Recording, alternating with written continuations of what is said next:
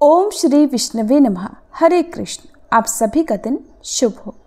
आज वैशाख मास का 24वां दिन है।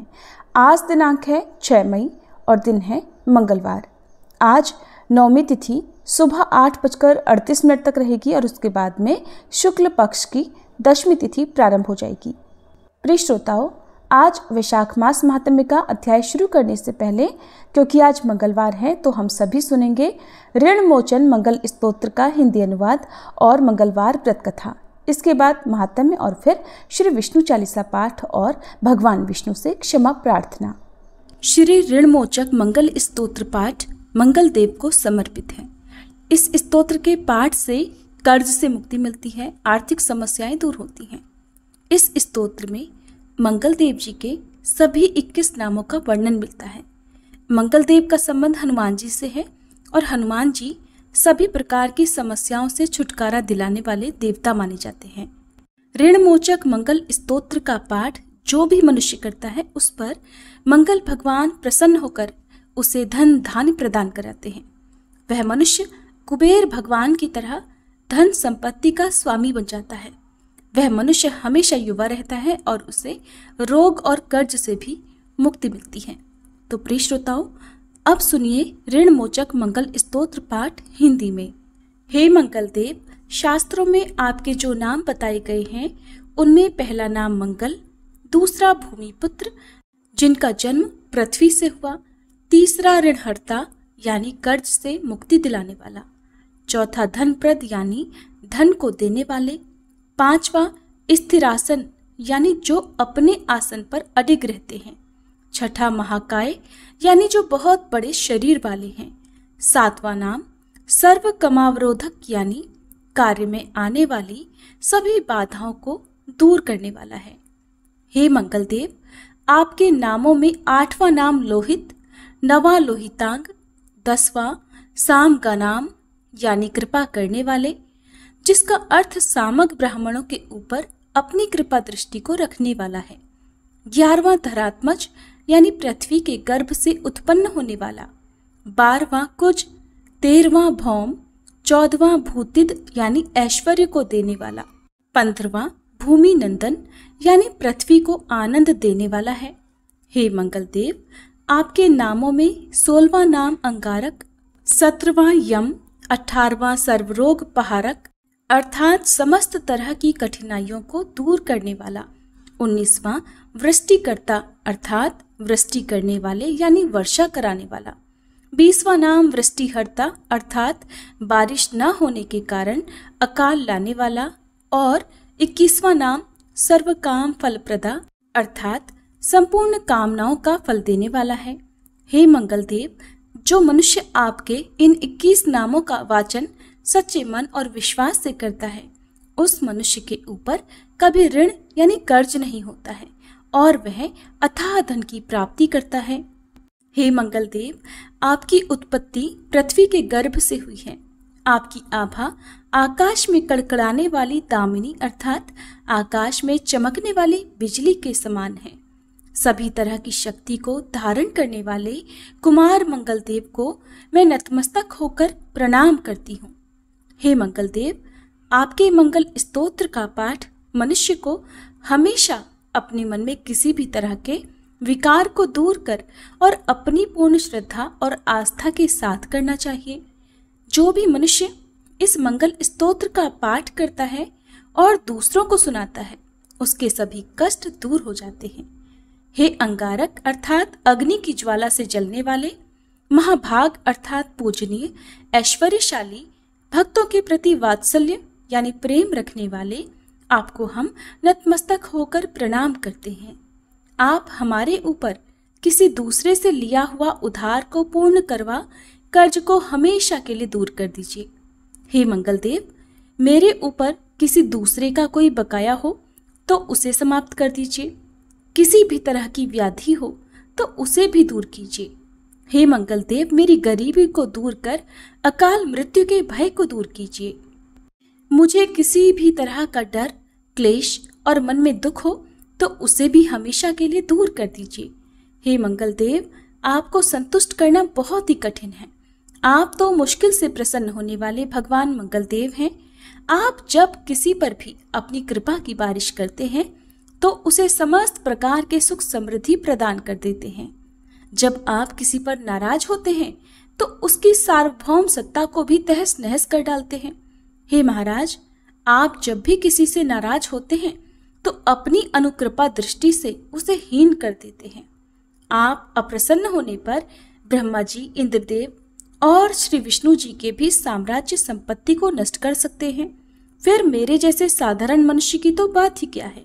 प्रभु, आप सबसे शक्तिशाली और सबसे बड़े राजा हैं।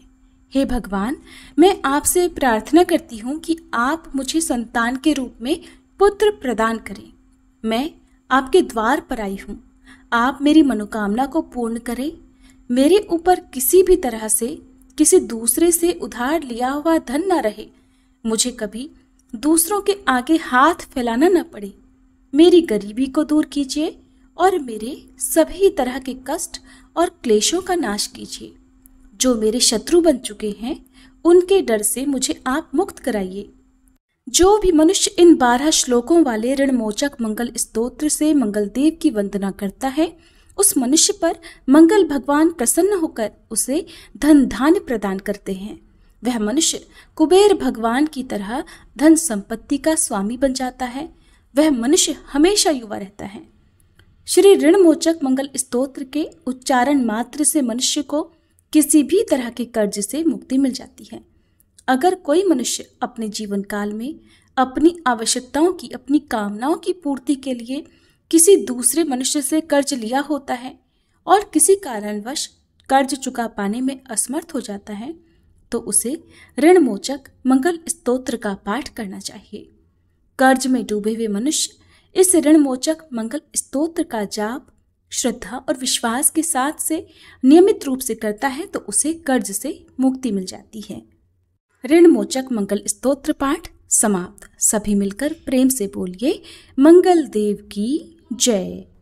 एक बार व्यास जी ने कहा कि एक बार नैमिषारण्य तीर्थ में 88,000 मुनि एकत्रित होकर पुराणों के ज्ञाता श्री सूत जी महाराज से पूछने लगे, हे महामुने, आपने हमें अनेक पुराणों की कथाएं सुनाई हैं। आप कृपा करके हमें ऐसा व्रत और कथा बताइए जिसके करने से संतान की प्राप्ति हो और मनुष्यों को रोग, शोक, अग्नि, सर्व दुख आदि का भय दूर हो, क्योंकि कलयुग में तो सभी जीवों की आयु बहुत कम है। फिर इस पर उन्हें रोग, चिंता, कष्ट लगे रहते हैं, तो ऐसे में वह अपना ध्यान श्री हरि के चरणों में भला कैसे लगा सकेंगे। तब श्री सूत जी बोले, हे मुनियों, आपने लोक कल्याण के लिए बहुत ही उत्तम बात पूछी है। एक बार धर्मराज युधिष्ठिर ने भगवान श्री कृष्ण से लोक कल्याण के लिए यही प्रश्न किया था। भगवान श्री कृष्ण और युधिष्ठिर के बीच जो वार्तालाप हुआ था, जो संवाद हुआ था, वो तुम्हारे सामने कहता हूँ, ध्यान देकर सुनो। एक समय पांडवों की सभा में श्री कृष्ण जी बैठे हुए थे। तब युधिष्ठिर महाराज ने भगवान श्री कृष्ण से प्रश्न किया, हे गोविंद, हे माधव, आपने मुझे अनेकों कथाएं सुनाई हैं। आज आप कृपा करके ऐसा व्रत या कथा सुनाइए जिसके करने से मनुष्य को रोग, चिंता का भय दूर हो और उसे पुत्र की प्राप्ति हो। हे प्रभु, बिना पुत्र के जीवन व्यर्थ है। पुत्र के बिना मनुष्य नरकगामी होता है। पुत्र के बिना मनुष्य पितृ ऋण से छुटकारा नहीं पा सकता और न ही उसका पुन्नग नामक नरक से उद्धार हो सकता है। इसलिए पुत्रदायक व्रत बतलाइए। तब भगवान श्री कृष्ण इस प्रकार बोले, हे राजन, मैं एक प्राचीन इतिहास सुनाता हूँ, आप उसे ध्यानपूर्वक सुनो। कुंडलपुर नामक एक नगर था। उसमें नंदा नामक एक ब्राह्मण रहा करता था। भगवान की कृपा से उसके पास सब कुछ था, फिर भी वह बहुत दुखी था। इसका कारण यह था कि ब्राह्मण की पत्नी सुनंदा की कोई संतान नहीं थी। सुनंदा पतिव्रता थी, भक्तिपूर्वक श्री हनुमान जी की आराधना किया करती थी। मंगलवार के दिन व्रत करके अंत में भोजन बनाकर हनुमान जी को भोग लगाने के बाद स्वयं भोजन करती थी। एक बार मंगलवार के दिन वह ब्राह्मणी घर के काम की अधिकता के कारण हनुमान जी को भोग न लगा सकी, तो उसे इस बात पर बहुत दुख हुआ। उसने कुछ भी नहीं खाया और मन में प्रतिज्ञा की कि अब तो अगले मंगलवार को ही हनुमान जी को भोग लगाकर मैं अन्न जल ग्रहण करूंगी। ब्राह्मणी सुनंदा प्रतिदिन भोजन बनाती, श्रद्धापूर्वक पति को खिलाती किंतु खुद भोजन नहीं करती और मन ही मन श्री हनुमान जी की आराधना किया करती थी। इसी प्रकार 6 दिन गुजर गए और ब्राह्मणी सुनंदा अपने निश्चय के अनुसार भूखी प्यासी निराहार रही। अगले मंगलवार को ब्राह्मणी सुनंदा प्रातःकाल ही मूर्छित होकर गिर पड़ी।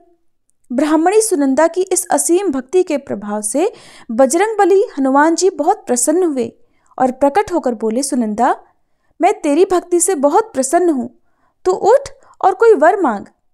सुनंदा अपने आराध्य देव श्री हनुमान जी को देखकर आनंद की अधिकता से विह्वल होकर श्री हनुमान जी के चरणों में गिरकर बोली, हे प्रभु, मेरी कोई संतान नहीं है, कृपा करके मुझे संतान प्राप्ति का आशीर्वाद दे दीजिए तो आपकी अति कृपा होगी। तब बजरंगबली जी बोले, तेरी इच्छा अवश्य पूर्ण होगी, तुझे एक कन्या पैदा होगी, उसके अष्टांग प्रतिदिन सोना दिया करेंगे। ऐसा कहकर बजरंगबली हनुमान जी अंतर्ध्यान हो गए। अब तो सुनंदा बहुत प्रसन्न हुई और सभी समाचार अपने पति से कह सुनाया। ब्राह्मण देव कन्या का वरदान सुनकर कुछ दुखी हुए, किंतु सोना मिलने की बात सुनी तो बहुत प्रसन्न हो गए। सोचा कि ऐसी कन्या के साथ तो मेरी निर्धनता भी दूर हो जाएगी। अब बजरंगबली जी की कृपा से वह ब्राह्मणी जल्दी ही गर्भवती हुई और 10वें महीने में उसे बहुत ही सुंदर पुत्री प्राप्त हुई। वह पुत्री अपने पिता के घर में ठीक उसी तरह से बढ़ने लगी जिस प्रकार शुक्ल पक्ष का चंद्रमा बढ़ता है। 10वें दिन ब्राह्मण ने उस बालिका का नामकरण संस्कार कराया। उसके कुल पुरोहित ने उस बालिका का नाम रत्नावली रखा, क्योंकि यह कन्या सोना प्रदान किया करती थी। इस कन्या ने पूर्व जन्म में बड़े ही विधान से मंगलदेव का व्रत किया था। रत्नावली का अष्टांग बहुत सा सोना देता था। उस सोने से नंदा ब्राह्मण बहुत जल्दी धनवान हो गया। अब उनके पास बहुत सारा धन था, जिस कारण वह ब्राह्मणी भी अभिमान करने लगी। समय बीतता रहा। अब रत्नावली 10 वर्ष की हो चुकी थी। एक दिन जब नंदा ब्राह्मण बहुत प्रसन्न था, तब सुनंदा ने अपने पति से कहा कि मेरी पुत्री रत्नावली विवाह के योग्य हो गई है, अतः आप कोई सुंदर और योग्य वर देखकर इसका विवाह करा दीजिए। ये सुनकर ब्राह्मण बोला, अभी तो रत्नावली बहुत छोटी है। तब ब्राह्मणी बोली, शास्त्रों की आज्ञा है कि कन्या 8 वर्ष में गौरी, 9 वर्ष में राहिणी, 10वें वर्ष में कन्या, इसके बाद रजस्वला हो जाती है। गौरी के दान से पाताल लोक की प्राप्ति होती है, राहिणी के दान से वैकुंठ लोक की प्राप्ति होती है, कन्या के दान से इंद्रलोक में सुखों की प्राप्ति होती है। अगर हे पतिदेव रजस्वला का दान किया जाता है तो घोर नरक की प्राप्ति होती है। इस पर वह ब्राह्मण बोला कि अभी तो रत्नावली मात्र 10 ही वर्ष की है और मैंने तो 16-16 साल की कन्याओं के विवाह कराए हैं, अभी जल्दी क्या है। तब ब्राह्मणी सुनंदा कहने लगी, लगता है आपको बहुत अधिक लोभ हो गया है। शास्त्रों में कहा गया है कि माता पिता और बड़ा भाई रजस्वला कन्या को देखते हैं तो वह अवश्य ही नरकगामी होते हैं। तब ब्राह्मण बोला, अच्छी बात है, कल मैं अवश्य ही योग्य वर की तलाश में अपना दूत भेजूंगा। दूसरे दिन ब्राह्मण ने अपने दूत को बुलाया और आज्ञा दी कि जैसी सुंदर मेरी कन्या है वैसा ही सुंदर वर उसके लिए तलाश करो। अब वह दूत अपने स्वामी की आज्ञा पाकर निकल पड़ा। पंपई नगर में उसने एक सुंदर लड़के को देखा। ये बालक एक ब्राह्मण परिवार का बहुत गुणवान पुत्र था। इसका नाम था सोमेश्वर। दूत ने इस सुंदर और गुणवान ब्राह्मण पुत्र के बारे में अपने स्वामी को पूरा परिचय दिया। ब्राह्मण नंदा को भी सोमेश्वर अच्छा लगा और फिर शुभ मुहूर्त में विधि पूर्वक कन्यादान करके ब्राह्मण ब्राह्मणी संतुष्ट हुए। परंतु ब्राह्मण के मन में तो लोभ समाया हुआ था। उसने कन्यादान तो कर दिया था, लेकिन वह बहुत ज्यादा बेचैन था। उसने सोचा कि रत्नावली तो अब चली जाएगी और मुझे इससे जो सोना मिलता था वो अब नहीं मिलेगा।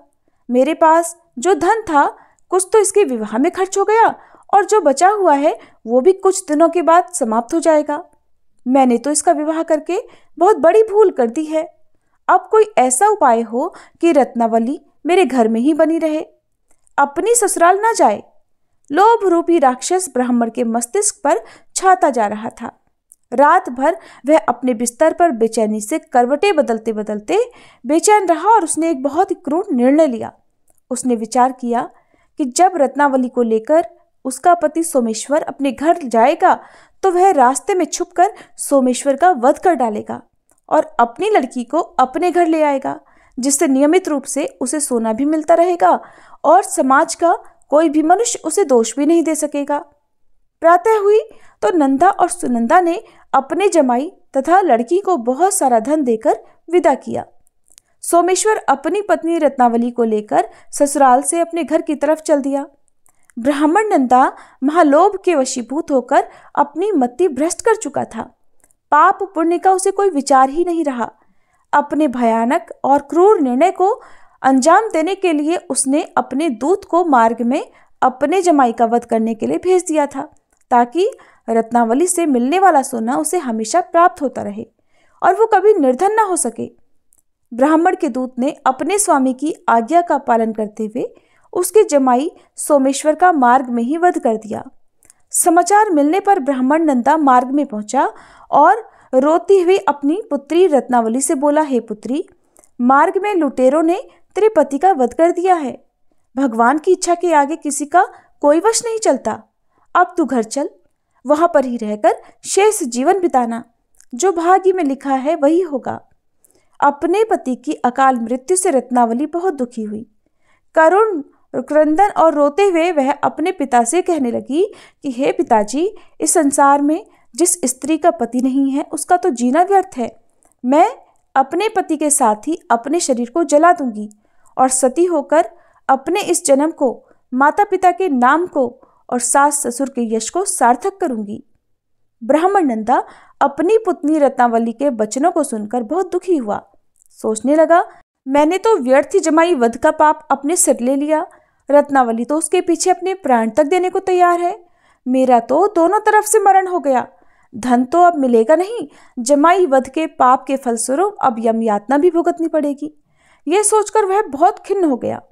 सोमेश्वर की चिता बनाई गई। रत्नावली सती होने की इच्छा से अपने पति का सिर अपनी गोद में रखकर चिता में बैठ गई।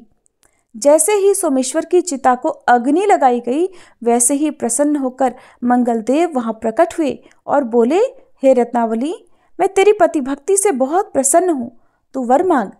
रत्नावली ने अपने पति का जीवन दान मांग लिया। तब मंगलदेव बोले, रत्नावली, तेरा पति अजर अमर है, ये महाविद्वान भी होगा और इसके अलावा तेरी जो इच्छा हो वो वर मांग। तब रत्नावली बोली, हे ग्रहों के स्वामी, यदि आप मुझ पर प्रसन्न हैं तो मुझे ये वरदान दीजिए कि जो भी मनुष्य मंगलवार के दिन प्रातःकाल लाल पुष्प, लाल चंदन से पूजा करके आपका स्मरण करे, उसे कोई रोग व्याधि न हो, स्वजनों का कभी वियोग न हो, सर्प, अग्नि और शत्रुओं का कोई भय न रहे, और जो स्त्री मंगलवार का ये व्रत करे वो कभी विधवा न हो। तब मंगलदेव तथास्तु कहकर वहीं अंतर्ध्यान हो गए। सोमेश्वर मंगलदेव की कृपा से जीवित हो उठा। अब रत्नावली अपने पति को पुनः प्राप्त कर बहुत प्रसन्न हुई और मंगलदेव का व्रत वह प्रत्येक मंगलवार को करके व्रतराज और मंगलदेव की कृपा से इस लोक में सुख ऐश्वर्य को भोगते हुए अंत में अपने पिता के साथ स्वर्गलोक को गई।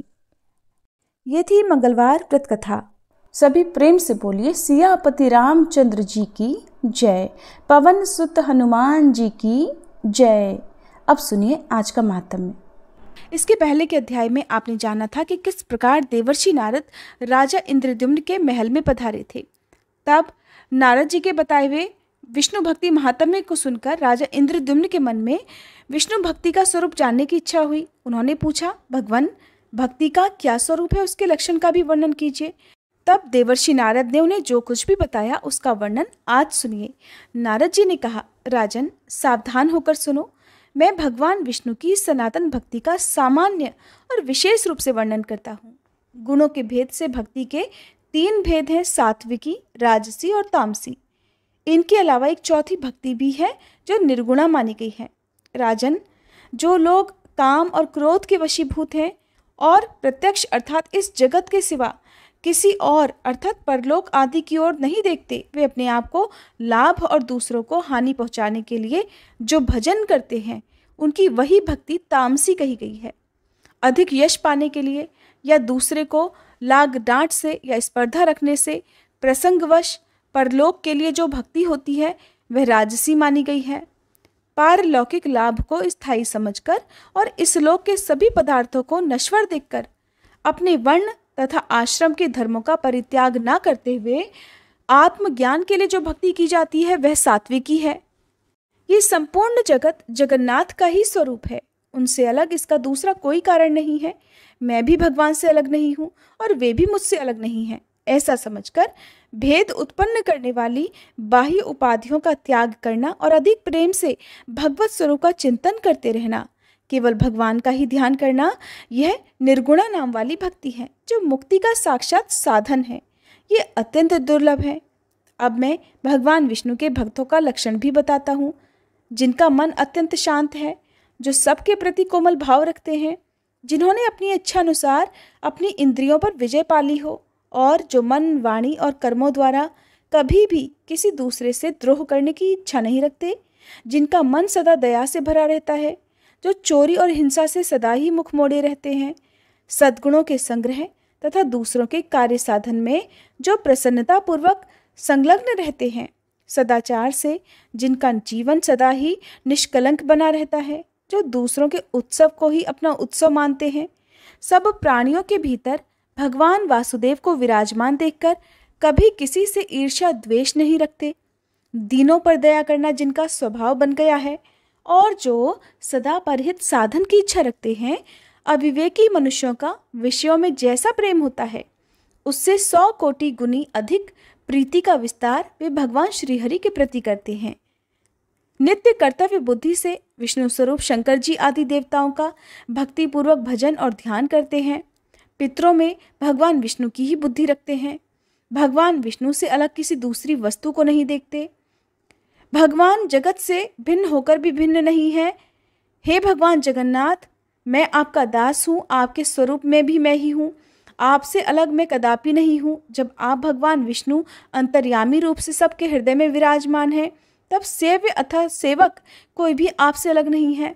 इस भावना से सदा सावधान रहकर जो ब्रह्मा जी के द्वारा वंदनीय युगल चरणारविंदों वाले श्री हरि को सदा प्रणाम करते, उनके नामों का कीर्तन करते, उन्हीं के भजन में तत्पर रहते और संसार के लोगों के सामने अपने आप को तिनके के समान तुच्छ मानकर विनयपूर्ण बर्ताव करते हैं, जगत में सब लोगों का उपकार करने के लिए जो कुशलता का परिचय देते हैं, दूसरों के कुशल क्षेम को अपना ही मानते हैं, दूसरों का तिरस्कार देखकर उनके प्रति दया से द्रवीभूत हो जाते हैं तथा सबके प्रति मन में कल्याण की भावना करते हैं, वे ही विष्णु भक्त के नाम से प्रसिद्ध हैं।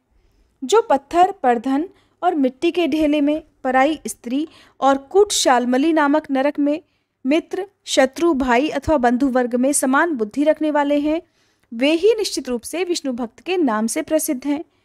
जो दूसरों के गुणों से प्रसन्न होते हैं और पराये मर्म को अर्थात दूसरों की कमियों को ढकने का प्रयास करते हैं, परिणाम में सबको सुख देते हैं, भगवान में सदा मन लगाए रहते हैं और सदा ही प्रिय वचन बोलते हैं, वे ही वैष्णव के नाम से प्रसिद्ध हैं। जो भगवान के पापहारी शुभ नाम संबंधी मधुर पद का जप करते और जय जय की घोषणा के साथ भगवान के नामों का कीर्तन करते हैं, वे अकिंचन महात्मा वैष्णव के रूप में प्रसिद्ध हैं। जिनका चित्त श्री हरि के चरण कमलों में निरंतर लगा रहता है, जो प्रेम की अधिकता के कारण जड़ बुद्धि समान बने रहते हैं, सुख और दुख दोनों ही जिनके लिए एक समान है, जो भगवान की पूजा में चतुर हैं तथा अपने मन और विनययुक्त वाणी को भगवान की सेवा में समर्पित कर चुके हैं, वे ही वैष्णव के नाम से प्रसिद्ध हैं। मद और अहंकार गल जाने के कारण जिनका मन अत्यंत शुद्ध हो गया है, अमरों के विश्वसनीय बंधु भगवान नरसिंह का यजन करके जो शोक रहित हो गए हैं, ऐसे वैष्णव निश्चय ही उच्च पद को प्राप्त होते हैं। भगवान में सदैव उत्तम भक्ति रखने वाले भक्तों के शुभ चरित्र और लक्षण का वर्णन मैंने तुमसे किया है। ये मनुष्यों के कानों में पड़ते ही उनके चिर संचित मल का नाश करता है। भजन के लिए कभी धन की आवश्यकता तथा शरीर को कष्ट देकर किए जाने वाले किसी विशेष प्रकार के प्रयोग की भी आवश्यकता नहीं है। मृदुल और मंद स्वर से वाणी के द्वारा भगवान के नामों का यदि कीर्तन भी होता रहे तो मैं तो इसी को भजन मानता हूँ। तुम्हारे मन में भगवान के दास्य भाव का ही चिंतन होना चाहिए।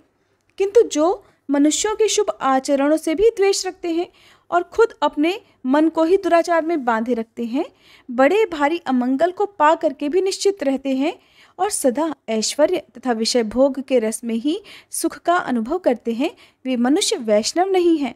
वे तो बहुत ही नीची कोटि के मनुष्य हैं। अपने हृदय रूपी कमल में विराजमान परमानंद श्री हरि के स्वरूप का जो क्षण भर भी चिंतन नहीं करते, उन्मत्त भाव से बैठे रहते हैं और अपने झूठे वचनों के जाल से भगवान के नाम को भी निरंतर आच्छादित किए रहते हैं, वे भी भगवान के भक्त नहीं हैं। जिनके मन में पराई स्त्री और पराये धन के लिए सदा लालच बना रहता है, जो कंजूस बुद्धि वाले हैं और सदा अपना ही पेट भरने में लगे रहते हैं, वे नर पशु विष्णु भक्ति से सर्वथा रहित हैं। जो निरंतर दुष्ट पुरुषों के साथ अनुराग रखते हैं, उनका संग रखते हैं, दूसरों का तिरस्कार और हिंसा करते हैं, जिनका स्वभाव अत्यंत भयंकर है और जो भगवान नरसिंह के चरणों के चिंतन से विरक्त रहते हैं, उन मलिन मनुष्यों को दूर से ही त्याग देना चाहिए। जैमिनी जी कहते हैं, ब्रह्मपुत्र देवर्षि नारद से इस प्रकार उत्तम भगवत भक्ति का वर्णन सुनकर राजा इंद्रद्युम्न बहुत प्रसन्न हुए और इस प्रकार कहने लगे, भगवान, विद्वान पुरुषों ने मुझे बताया था कि साधु पुरुषों का संग संसार रूपी रोग का नाश करने वाला है। ऐसा साधु संग मुझे इसी समय प्राप्त हुआ है। आपके संग से मेरे अज्ञान में अंधकार का नाश हो गया, क्योंकि मेरा मन इस समय नील माधव की पूजा करने के लिए अत्यंत उतावला हो रहा है। इसलिए हम और आप दोनों ही रथ पर बैठकर चलें और भगवान नील माधव का दर्शन करें। अगर आपके मुख से पुरुषोत्तम क्षेत्र के तीर्थों का ज्ञान प्राप्त कर सकूं, तो पहले के कहे हुए महात्माओं के वचन भी सफल हो जाएं। सुनकर नारद जी कहने लगे, राजन, ये तो बड़े हर्ष की बात है। मैं तुम्हें पुरुषोत्तम क्षेत्र और वहाँ के तीर्थों के दर्शन कराऊंगा। उस तीर्थ में जो शक्तियाँ और शिव आदि हैं, उन्हें भी दिखलाऊंगा। उस क्षेत्र के महात्म्य का भी परिचय दूंगा।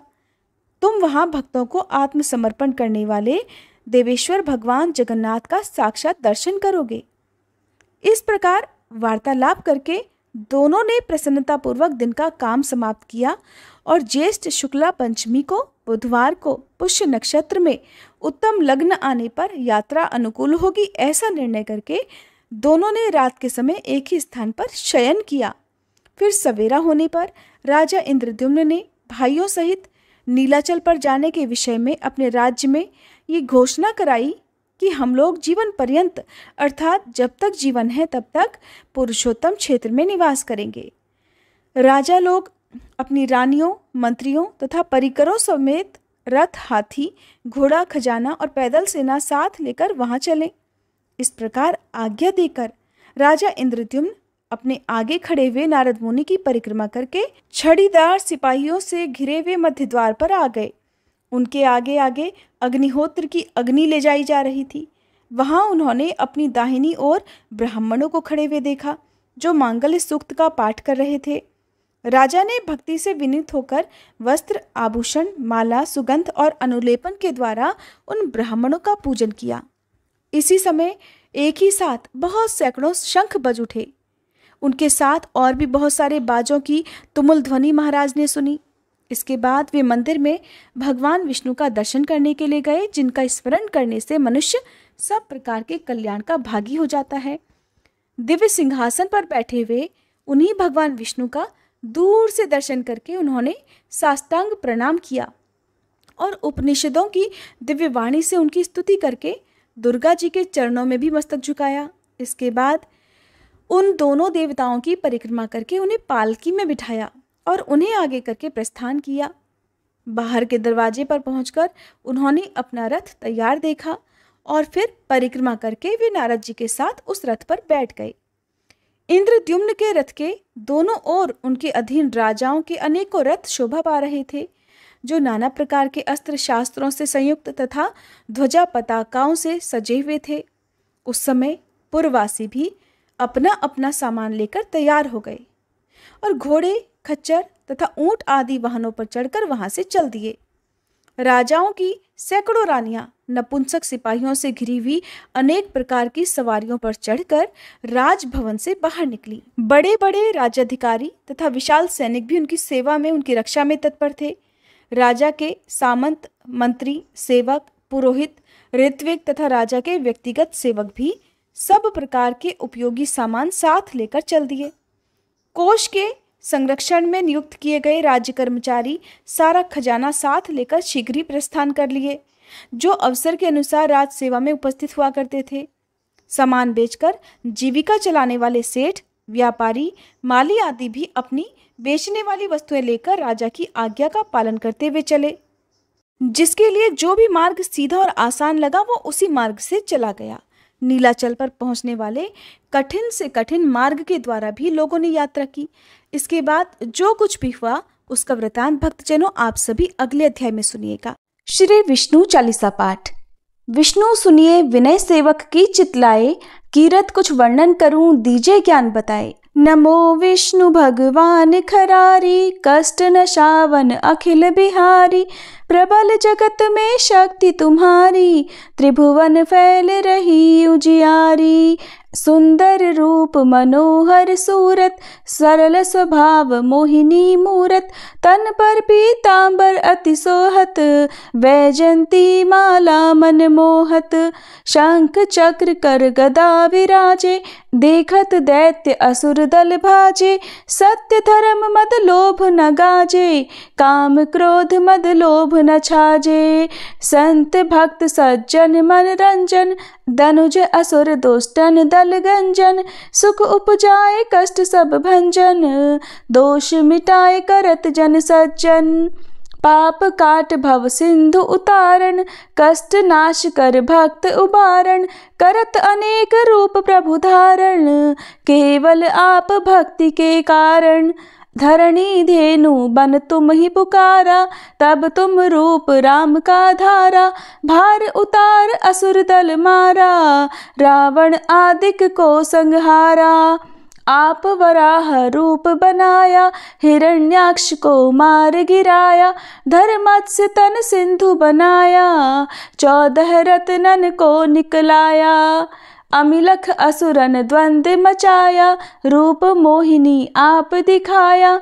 देवन को अमृत पान कराया, असुरन को छवि से बहलाया। कूर्म रूप धर सिंधु मझाया, मंदराचल गिरि तुरत उठाया। शंकर का तुम फंद छुड़ाया, भस्मासुर को रूप दिखाया। वेदन को जब असुर डुबाया, कर प्रबंध उन्हें ढूंढवाया।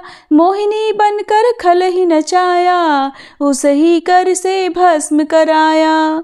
असुर जलंधर अति बलदाई, शंकर से उनकी लड़ाई। हार पार शिव शकल बनाई, कीन सती से छल खल जाई। सुमिरन कीन तुम्हें शिव रानी, बतलाई सब विपत कहानी। तब तुम बने मुनीश्वर ज्ञानी, वृंदा की सब सुरति भुलानी।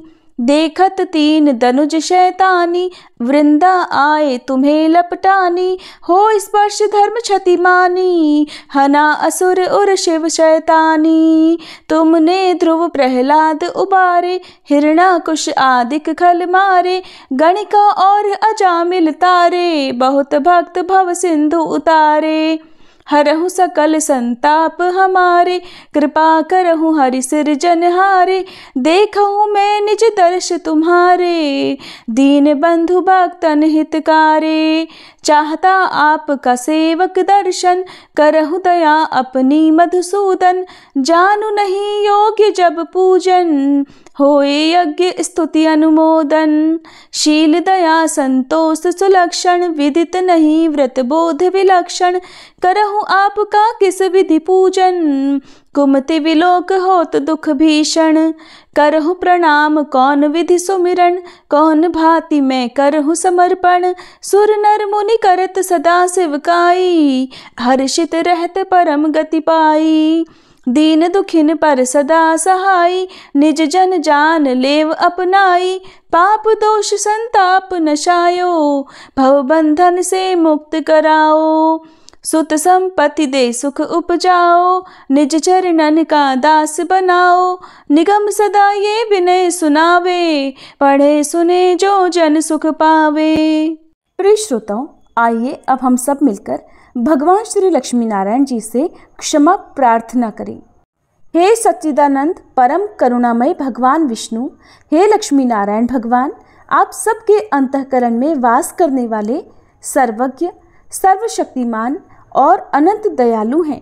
मैं आपकी इस अज्ञानमय बालिका ने जीवन के पथ पर चलते हुए अनगिनत बार अपने विचारों, वचनों और कर्मों से जाने अनजाने पाप, त्रुटियां और अपराध किए हैं। हे प्रभु, कभी किसी के साथ कटु व्यवहार किया, कभी अहंकार में कुछ ऐसा बोल गई जो आपकी मर्यादाओं के विरुद्ध था। कभी क्रोध आया, कभी मोह ने भरमाया और कभी लोभ ने मुझे आपके पथ से डगमगाया। परंतु प्रभु, आप तो क्षमाशील हैं।